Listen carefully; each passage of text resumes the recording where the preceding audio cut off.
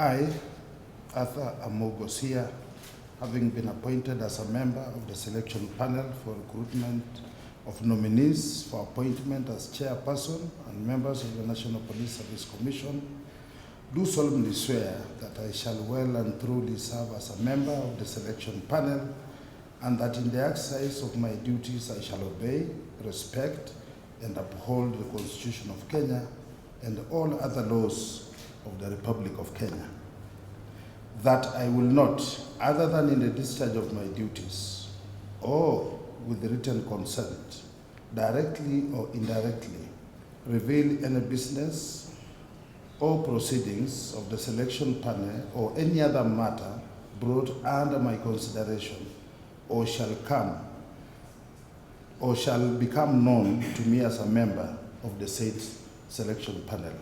Or shall become known to me as a member of the said selection panel, and that I will faithfully and fully, impartially, and to the best of my ability discharge the trust and perform the functions and exercise the powers devolving upon me by virtue of this appointment without fear, favor, bias, affection, ill will, or prejudice. So help me God.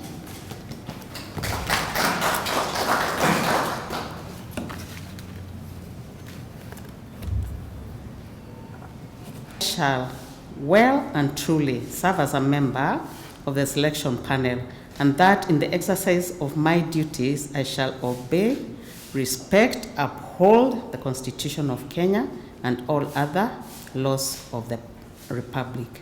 That I will not, other than in the discharge of my duties or with written consent, directly or indirectly, reveal any business or proceedings of the selection panel or any matter brought under my consideration or shall become known to me as a member.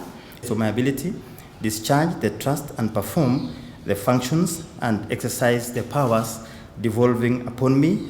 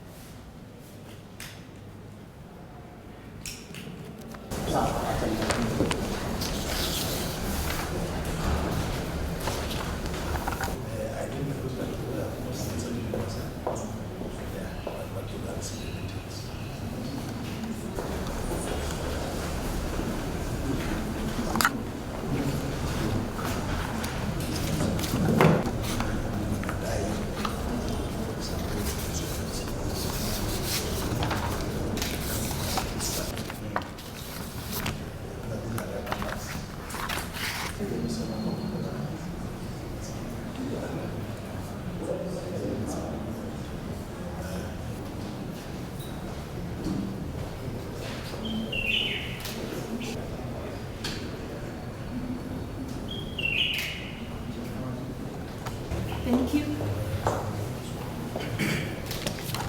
2025 and published on 6th February 2025, His Excellency. You are likely to get thousands of applications. I think we have seen that trend. And so it will require quite some wisdom and ability to sieve through and see what is required so that we are really able to pick the best candidates that can serve this country. Ultimately, it's for the welfare and the benefit of this country and for posterity. As you are well aware, I'm sure as you are selected, you know that there's a very high expectation. And I think Mr. Osia has also alluded to it. There's a very high expectation from the public about the operations and management of the police force. And so you are identified as men and women that have got the qualifications, that have got the expertise to be able to deliver a very strong and robust commission that is going to superintend over the affairs of the police. So we want to congratulate you on your selection, on your appointment, and promise you our cooperation. We are always at hand. This is the first engagement that we normally have with the courts, and we are always at hand to facilitate this so that the process can move on very, very, very fast. We just wish also to reiterate the fact that this is a public trust that we have, just like all of us who are in the public service, in one area, in one responsibility or the other. This is a trust that has been given to us under our constitution, and so it behoves us to be able to give it our best so that we can provide for Kenyans and our citizens the best there is. Mine is first of all to congratulate fellow panelists for this appointment and to heartily thank His Excellency for appointing us in this very, very noble exercise. Noble because we are going to address issues relating to the management of the police force in the Republic of Kenya. And we all know that the police are a major cog in the chain of delivery of justice to the citizens of this country. We all understand the current challenges that the police force is going through.